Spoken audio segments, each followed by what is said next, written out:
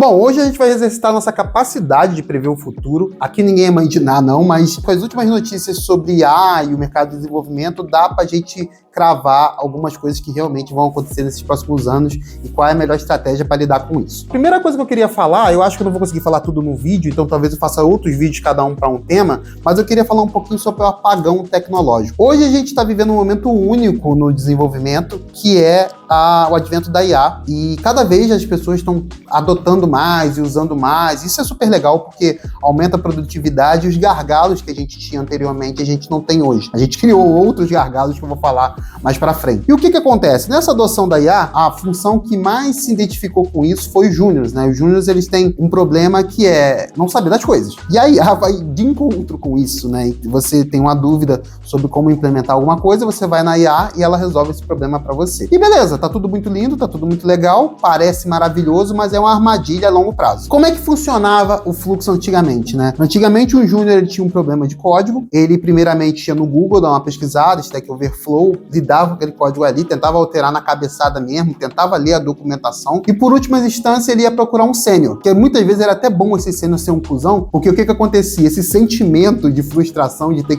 ido procurar o sênior fazia com que ele gravasse aquele processo de resolução daquele problema ali dentro da cabeça dele, envolvendo sentimento, envolvendo resolução, envolvendo aquele sentimento ali de, às vezes, de vitória. Quando você não tinha que ir a um sênior e conseguia resolver um problema que estava te atrapalhando, você tinha aquele sentimento gostoso de caralho, eu sou foda, tá ligado? Consegui resolver esse problema.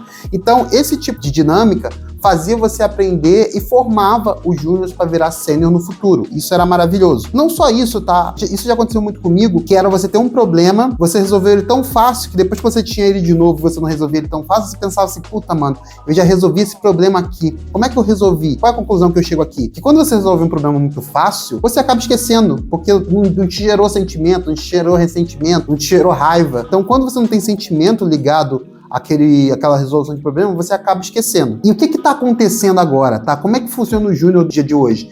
Ele tem um problema, ele joga pra IA, a IA resolve e ele manda o código pro sênior revisar. E o júnior tá virando um proxy, né? O sênior tá revisando o código da IA, não tá revisando o código do júnior, e o júnior não tá aprendendo. Cara, mas qual é o problema? É só o júnior não aprender? Cara, o júnior não aprender, ele é uma engrenagem que tá quebrando um sistema maior. Se o júnior para de aprender hoje, ele para de formar o sênior que foi capaz de revisar esse código. E isso tá acontecendo cada vez mais. Eu tenho júniors no meu time que não tem dúvida de código comigo. As dúvidas deles estão indo para uma visão mais arquitetônica, sabe? Como é que eu devo fazer para as camadas aqui se comunicarem? Qual padrão de projeto usar? Eu entendo, parece maravilhoso. Porém, se você parar para pensar bem, esse júnior não sabe o que é um código ruim, sabe? Ele não teve que lidar com os problemas. Ele não sabe o que é problemático na hora de escrever alguma coisa, se alguma coisa tá demais, se alguma coisa tá de menos. Ele não sabe quando dá um erro, como é que ele resolve aquilo dali? Eu diria que é o feeling do sênior. Sabe o feeling do sênior? Dentro do contexto do trabalho, provavelmente naquela empresa a IA não vai ter todo o contexto daquela situação para trabalhar. Ela tem o contexto do que está na internet, do que está documentado.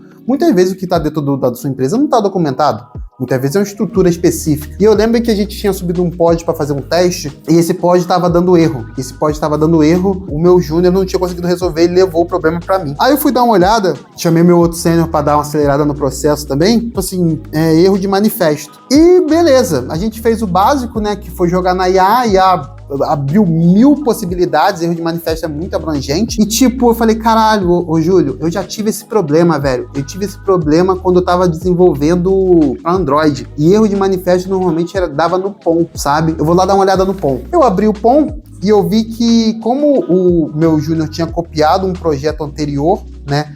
O nome do POM, ele tava com o nome do outro projeto. O Artifact ali tava com o nome do outro projeto e tava dando erro por causa disso.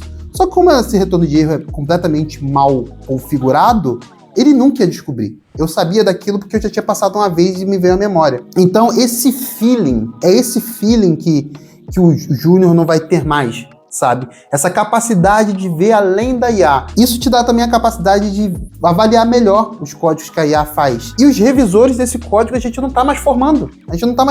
Esses caras não têm mais problema. Esses caras têm um problema, bota a IA e a conserta. Se ligar o agente, ela mesmo conserta, ele nem precisa escrever o código. Tá indo para um momento que não vai ter mais revisor de código. É um momento ruim? Cara, desculpa, para mim que estou no mercado é um momento maravilhoso, porque cada vez vai ter menos revisores de código, né? O salário desse cara vai cada vez aumentar mais. E não escuta o que eu tô falando. Olha no mercado. Não tá mais contratando júnior. Os caras já entenderam qual é a situação. As empresas já entenderam. Cara, eu não preciso de um júnior para virar proxy do sênior. Eu preciso de um sênior para revisar esses códigos aqui, que agora o gargalo é a revisão, não é codificar. E o cara que revisa esse código não tá nascendo mais. Acabou. E beleza, cara. É o fim do mundo? Pra mim, não. Pra você que tá no mercado, não. E pro júnior também, vou ser bem sincero que não. Só que o que o júnior vai ter que aprender agora? Imediatamente, pare de usar a gente. Pare de usar a gente. Porque você tem que ter a capacidade de resolver um problema e entender como é que você vai resolver aquele problema ali. Para de copiar a linha de código. Para de chegar ali. Ah, a IA gerou essa linha de código que eu vou copiar e colar. Parou. Você vai entender. Se tiver a necessidade de você copiar o bloco de código, leia aquele bloco de código e vê se você entende o que está acontecendo ali. Não sai copiando e colando. Porque se você não tiver dentro desse seleto grupo que é capaz de revisar um código de IA, você está sem emprego. Eu fui divulgar uma vaga ontem de júnior. Cara, a vaga, ela acabou as inscrições em menos de 20 minutos e a minha caixa de conexão tá cheia de pedido de júnior aqui para, sei lá, incluir ele na vaga ali. O mercado não tá fácil. Eu fiz um vídeo aqui tentando te mostrar outras maneiras que funcionam. Isso aqui não funciona mais, tá? Isso aqui não funciona mais. Sabe o que é isso aqui? Isso aqui é pro pessoal mais velho. Lembra quando você entrava numa empresa antiga, eles tinham uma caixa cheia de currículo? É isso aqui. Você tá botando seu currículo, botando uma caixa cheia de currículo. Porque eu não vou abrir cada cara desse e vou ver o perfil de cada um. Tem 117 conexões aqui. Eu não vou fazer isso. E imagina o cara que realmente tem poder de contratação real, o gerente. Cara, se eu tenho 117 em uma vaga que eu botei, a caixa de conexão desse cara deve ter 1000, sabe? Então, cara, isso aqui existe, isso aqui não vai funcionar. E eu acho que é isso, cara. É um momento único para estar no mundo do TI. Essa é uma das previsões que eu penso que vai acontecer nos próximos anos devido a falta de formações de júniors capazes de fazer uma análise de um código bom e um ruim. Eu acho que no mais é isso, valeu e até a próxima.